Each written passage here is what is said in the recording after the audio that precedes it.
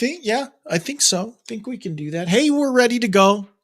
It's the Hump Day version, the Hump Day edition of the Classic Guitar Rock Daily Update, and we've got some great news to get to. And guys, right out of the gate, you notice I don't really have sponsors very often, and to be honest, that's kind of by design.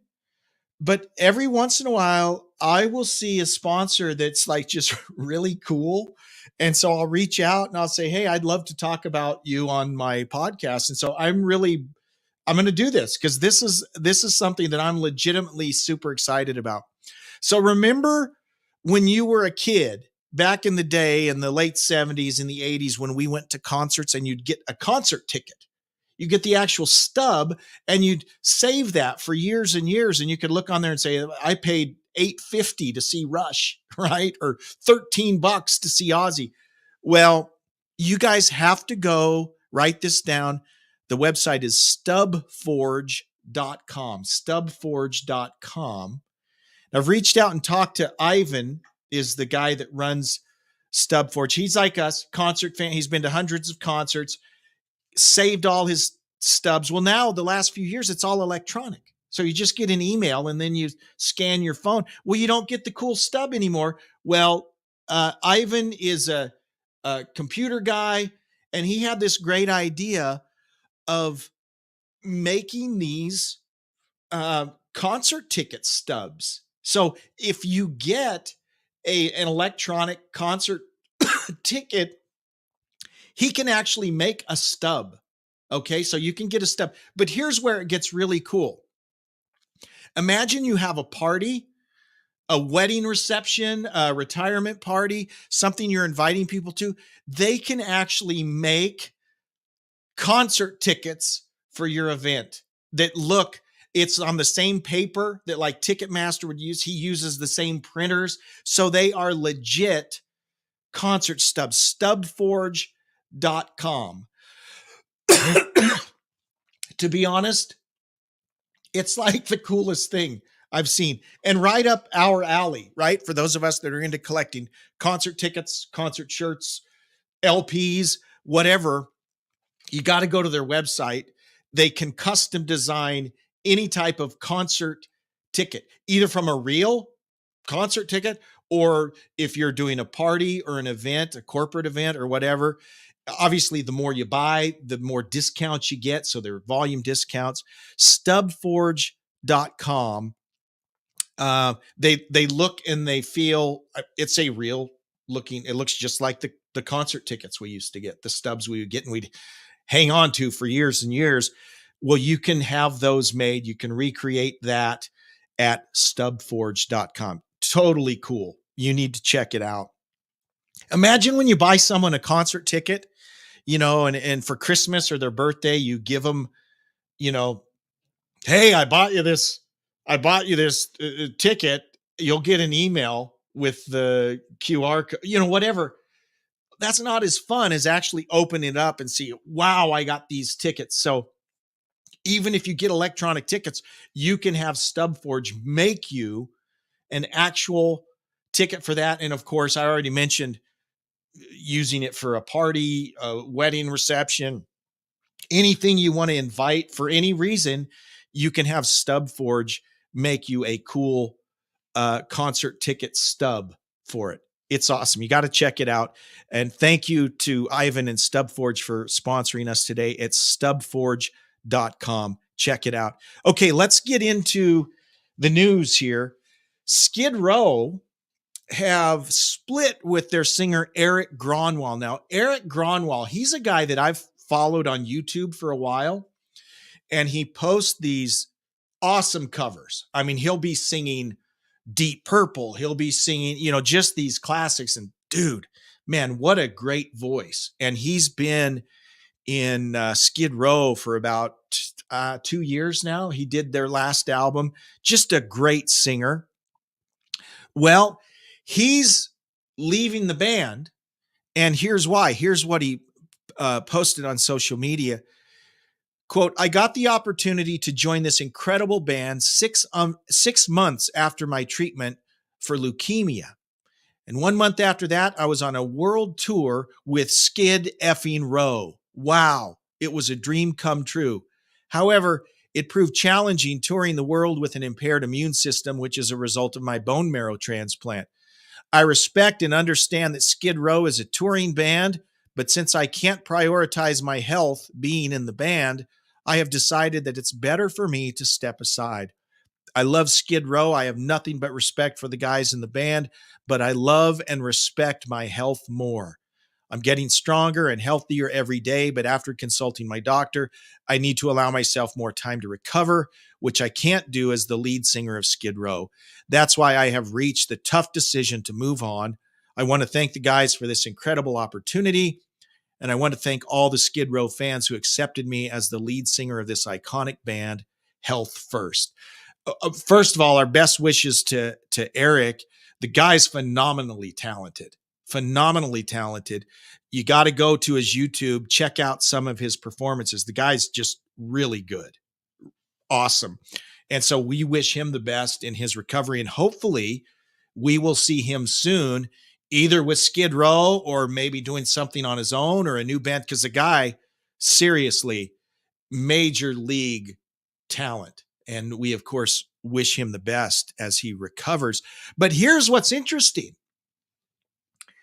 Skid Row, of course, it's an amicable break, and there's no, it's completely amicable, no problems there. But Skid Row's in a position where who are we going to replace Eric with? Skid Row tunes. Sebastian Bach was a great singer, right? If they're doing the old stuff, the newer stuff, they got to have someone who can handle that range. Eric definitely could. Well, this will be interesting. Lizzie Hale of Hailstorm will be filling in for a handful of Skid Row shows. Think of that. Lizzie Hale singing Skid Row tunes. That could be really cool. And I don't know how many shows that'll be. Yeah, I don't know that this will be a permanent thing. It probably won't be. But in the short term, she will be doing shows in May and June in the U.S. So I'll just say this. I am open to touring with Skid Row. I'm not a great singer and no one's interested in having me, but I'll just say I'm open to that. Just throw that out there. Eddie Kramer is a legendary producer. He's worked with Kiss. I think he's worked with Ted Nugent. He's worked with a bunch of other people I'm not thinking of right now. But he's the guy that was the producer on the first Kiss Alive album. Well, the album Kiss Alive. This next one was called Kiss Alive 2. So I didn't have to say the first Kiss Alive because there's only one Kiss Alive album. I digress. But he talks about in an interview with Guitar World that he had to resort to special measures in order to record Ace. Ace is an interesting character. He says, quote, Ace is interesting because many interesting things go on in his brain, but you must get him in the right mood to get that cool stuff out. Kramer said, quote, I had to have him lie on the floor with a pillow behind his head and a bottle of Heineken because he was too nervous to stand up. So he'd be nervous in the studio if he was standing up. So I'd have him on the floor with a bottle of whatever to calm him. And the more takes we did, the more confident he got. By the second or third take, he was up on his feet. And I said, all right, Ace, keep going. It's cool. And about that album, right? There's been some controversy, and even it's been revisited recently about the amount of overdubbing that happened on that album. Kramer says the thing with Kiss was we knew we had to get everything down on tape no matter what it took, he explained. It was hard because they were always, he's talking about them on stage, right? It was hard because they were always jumping around and we had to do a bunch of work on the album after the fact, but that's how it was. There were just bits we had to fix for obvious reasons, like the guys being on stage in 6-inch boots, bombs going off, and rockets and flames shooting to God knows where. It takes a lot of work to keep in time and tune while jumping up and down. They can do it now, but in those days, not so much. And Kramer said that he had regarded Paul Stanley as an okay guitarist who became very good later. So in the early days, Kramer, not such a big fan of Paul Stanley's playing, but he says he was a fan of Fraley from the start. I knew that Ace would be a star, that's for sure. Ace had intuitive talents. He could play blues and rock, and I love that he could play all these cool blues licks, but make them his own. Ace wasn't scared of anything, though he did get nervous in the studio, apparently. He had this huge sound from the start, and his talent was instantly recognizable. So here's the thing about live albums, and I don't mean to, be a party pooper here. All of your favorite live albums, they've been doctored in the studio. Okay, just about all of them. And everyone talks about, oh, that was straight live. They have to doctor almost every single one. Now, Paul Stanley has even said that they doctored theirs a lot, right? As much as some have said they're studio albums that they add crowd noise to, right? I don't know if it goes that far, but Paul has even admitted, oh, yeah, we had to change a lot of things. And his point is, look, we're trying to recreate the Kiss live experience. And if the live recording is crap, well, we want it to sound better. So if that means doctoring it up in the studio, we're going to do it, right? Because ultimately, you're listening to a CD or an album at the time. We want it to be the best it can possibly be. So did they doctor things up? Absolutely. How much? I don't know. I know there have been rumors that they even brought in different people to play on some of the live things. I don't know. But guys, all of your favorite bands did it. Okay, think of your favorite live album. I know Strangers in the Night, which to me is the greatest live album ever made. They had to go in and doctor some things. A few things. Not much, according to Ron Nevison, thinks the producer. Not much, but a few things. In fact, Schenker even was upset. Because some of the live performances Ron used, Schenker was like, I got a better performance from this town. Why don't you use that one? Whatever. So there was some of that going on. It's usually a mixture of they record on several nights. They've got to bring things together, and then they've just got to redo a lot of things as well. Sometimes they got to fix bad stuff.